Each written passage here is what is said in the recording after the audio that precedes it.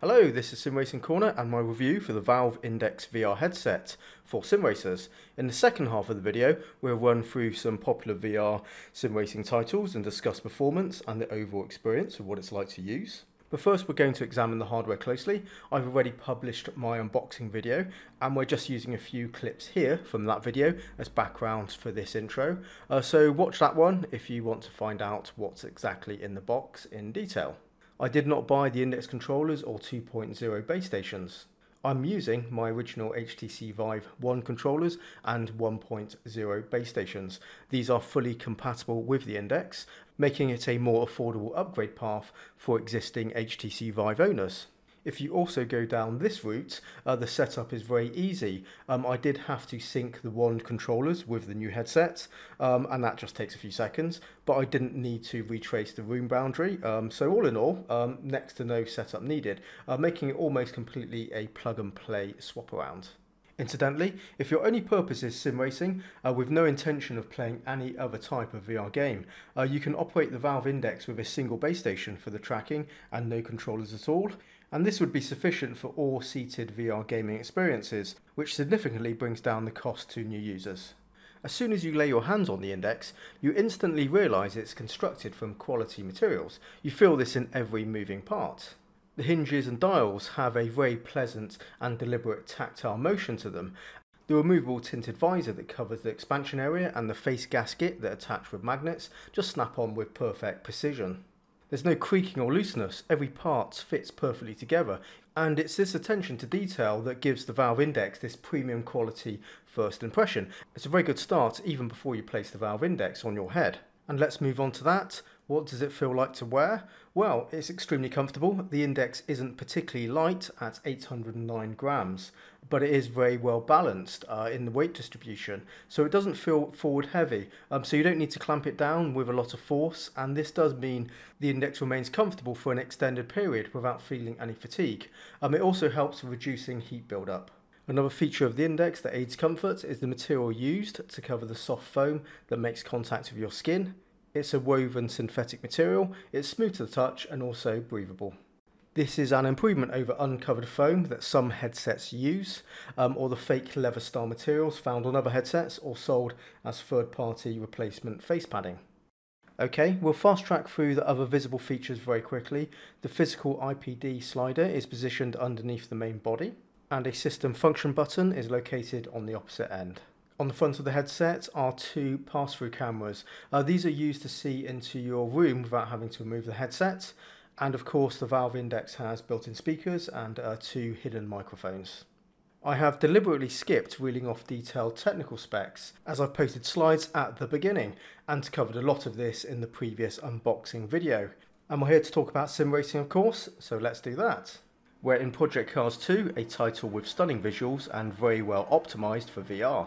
I'm running a GTX 1080 Ti along with an Intel i7-8700K CPU in my gaming PC.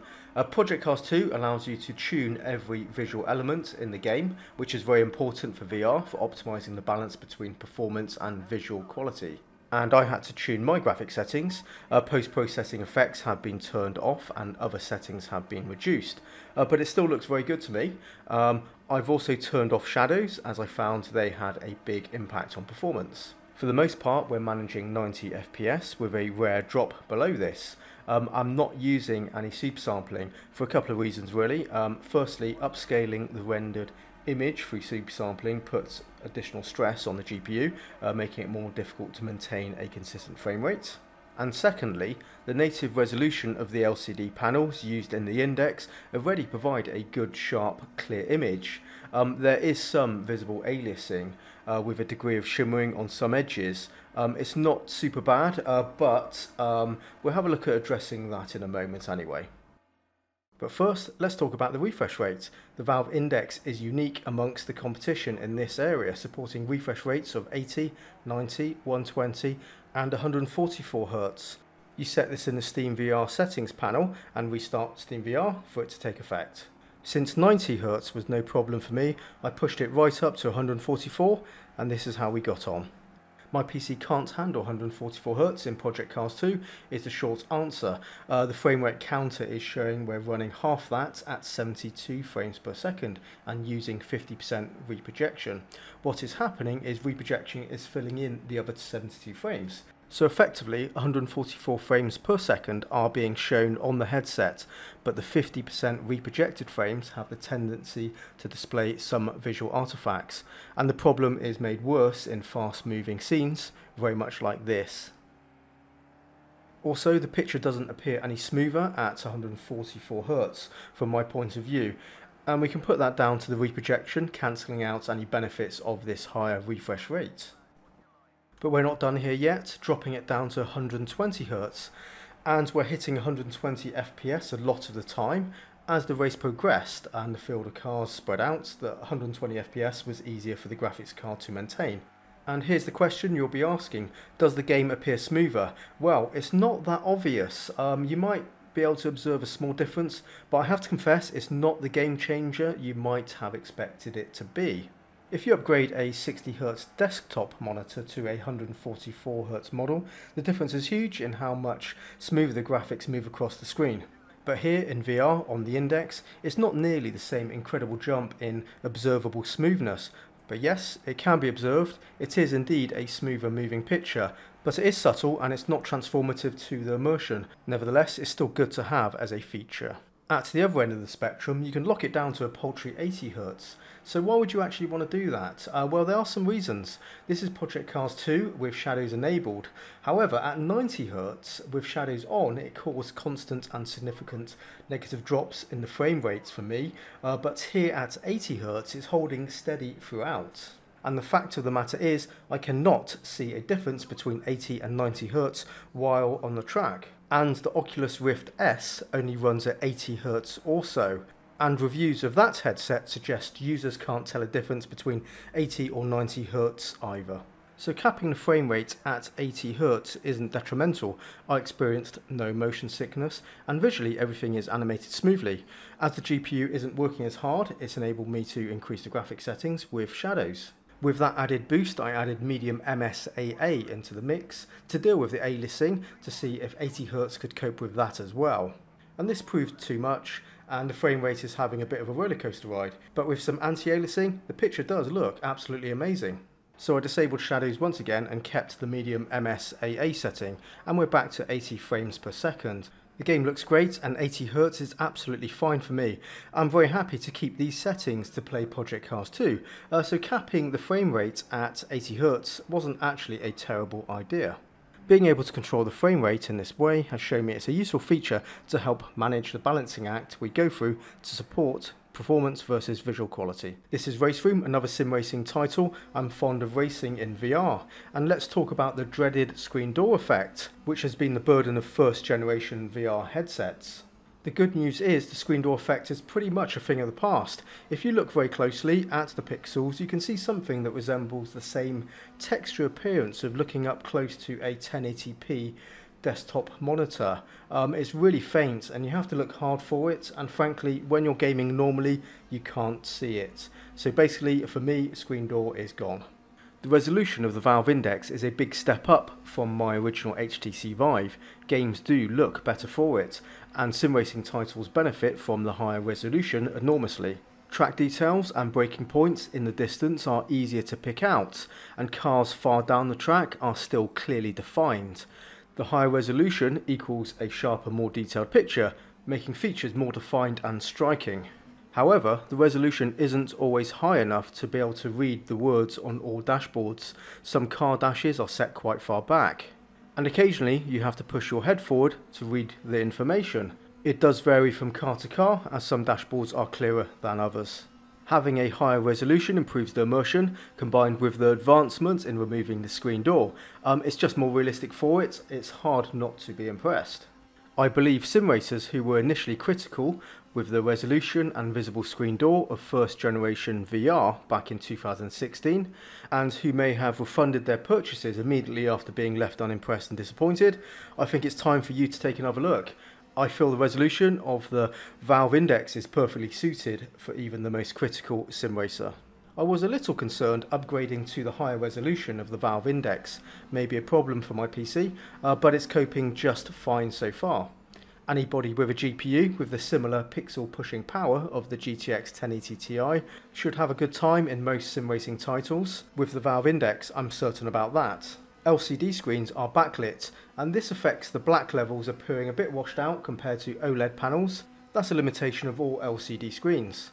OLED screens don't have a backlight, each OLED pixel self-illuminates, so it can effectively turn itself off, giving it an advantage. OLED screens are also brighter and colours appear more vibrant. But I'm perfectly satisfied with the colours and brightness levels with the Valve Index. LCD panels have a tighter pixel arrangement, reducing screen door, and particularly LCD panels in the Index are engineered with very low persistence compared to OLED. This eliminates pixel blur and possible ghosting, so there are indeed some benefits to using LCD panels over the more expensive OLED panels, but there's also some disadvantages to go with that too. The Valve Index has up to a 130 degree field of view, which is a small boost over the 110 degrees of most other headsets. If you wear glasses, the FOV will suffer somewhat as you'll need to adjust the distance of the lenses further away. And to get the benefit of the full 130 degrees, you may feel your eyelashes almost brushing those Fresnel lenses. The improved field of view is very welcome, but don't expect it to make a huge difference compared to 110 degrees. You're still left with that ski goggle view into the VR world, restricting your peripheral vision. It's just a bit better, which is still good and going in the right direction of improving the overall immersion. The Valve Index uses Fresnel lenses. They are canted by 5 degrees, which is part of the design that has enabled the increase in field of view. The IPD is adjustable between 58 and 70 mm via the physical slider. Fresnel lenses have the tendency to suffer from God rays and lens glare in some high contrast scenes, and the lenses in the Index are no different in this respect. However, God rays are reduced compared to the HTC Vive Fresnel lenses, and personally I didn't experience any distracting God rays while sim racing. Dark loading screens featuring bold white text or some menu screens is where God rays and lens glare is usually apparent, but in gaming situations it's rare to find this to be an issue. The sweet spot is easy to lock into and maintain, and the image is sharp. As you move your eyes to the edges of the lenses, the image clarity does drop off and appears to blur the image slightly. It's not too bad, it's something you only notice when you stop to look for it. During gaming, while you're actively moving your head and eyes around, you won't notice this. I realise a lot of people are not big fans of Fresnel lenses as they do have some negative properties. It wasn't that long ago I modded my HTC Vive with the Gear VR lens mod, and it improved the picture quality massively, giving me near edge-to-edge sharpness and eliminating God rays completely. In summary, the Fresnel lenses in the Valve Index still suffer from the typical Fresnel lens problems, but as I mentioned earlier, it's to a lesser degree than the HTC Vive Fresnel lenses, and really shouldn't pose any distractions or even be noticeable in any sim racing scenarios. A standout feature of the Index are the built-in speakers. The audio quality is magnificent. Game audio and music is rich sounding with amazing detail. They are indeed speakers and not headphones, as they float over your ears. As the sound is coming from a distance, even if it is just a couple of centimeters away, it gives this illusion of a large external speaker setup filling the room with sound. And like speakers, the audio isn't discrete. Audio can be heard in the same room by other people, which may not be suitable for all environments. I do prefer these speakers over headphones. It's just more comfortable for me. There's nothing insulating my ears, so there's no added heat build-up, which I think is quite a bonus. Still on the subject of audio, this is a mic test for the two built-in microphones in the headset. A microphone might not be needed by most people, but when you do need it, you want something that provides clear sounding recordings that other people can understand. There was a very distinct hissing background noise, and I'll need to research this further as this is not normal. Reviews elsewhere suggest this mic is very good. If we took away that hissing noise, the recording would have been fine. Is it possible it's some kind of interference from a different source? I don't know for now. I will need to raise a ticket with Steam support as it is possible I'll need a replacement headset if this is a genuine fault. We'll see how it goes, and I'll post an update in the comments when I have more information to share. But for now, let's move on. For tracking movements for both the headsets and controllers, the Valve Index uses external tracking stations called lighthouses. For sim racing, a single lighthouse would work just fine. If you're going to use the hand controllers, two will be needed to provide 360-degree tracking. Typically, you place them at opposite corners of the room. They need to be positioned high up, looking down. They are powered by regular power outlets, and they don't need to be wired to your PC. They are wireless in that respect. Outside-in tracking like this is the most accurate and reliable type of tracking, but does add up to the setup friction, and they are permanently attached to your wall, which may not be the look you want for your decor. There's no issues with game compatibility. It's a Steam VR headset, pure and simple. That means hundreds of published VR titles, and each and every sim racing title with VR support will work with the Valve Index, including Dirt Rally using Revive. And some final words to wrap up this review. The Valve Index is an excellent VR headset. It stands head and shoulders above my HTC Vive and Lenovo Explorer headset. It's better in every feature. I'm not just a VR sim racer, I play a lot of VR games generally, and I also have a separate VR gaming YouTube channel to go with it. So as VR hardware goes, I know what I like and I know what I need for a good VR session. And the Valve Index gives me everything to enjoy amazing VR experiences. And that means visual fidelity, high quality audio and comfort. And this is what the Valve Index delivers for me. The price of the headset as an upgrade for existing HTC Vive owners is fairly priced in my opinion and completely worth it. Buying the entire kit from scratch with base stations and index controllers is expensive for sure at $1,000. It's not a device that I would expect anybody completely new to VR is likely to buy. The Valve Index is a premium product and it's priced accordingly. There are indeed cheaper options out there, including the second-hand market, where you can find good bargains on first-generation VR gear. So getting into VR isn't necessarily that expensive these days, but for the best of the best, you do need to have those deeper pockets. I've had my HTC Vive for over 3.5 years and it's been a solid performer. The Index is going to be replacing that headset, and I'm pretty sure I'm going to be using this new headset for the same, if not longer, and based on that, it's a fair price spread over the years of use to come.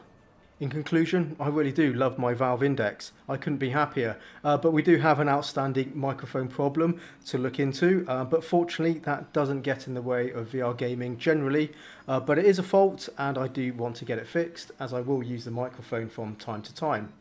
I spend many hours in the week in VR, and if you are a big VR fan too, I'm sure you'll be very pleased with the Valve Index as well. Notwithstanding any faults, of course. And that ends my review for the Valve Index for sim racing. Please drop your comments below the video. It would be great to hear your thoughts on my review, and if you own a Valve Index, let me know how you're getting on. So don't forget to like and subscribe if you do like this type of content. Thanks for watching. I'll be back soon with something new, of course. Until then, happy simming and bye bye for now.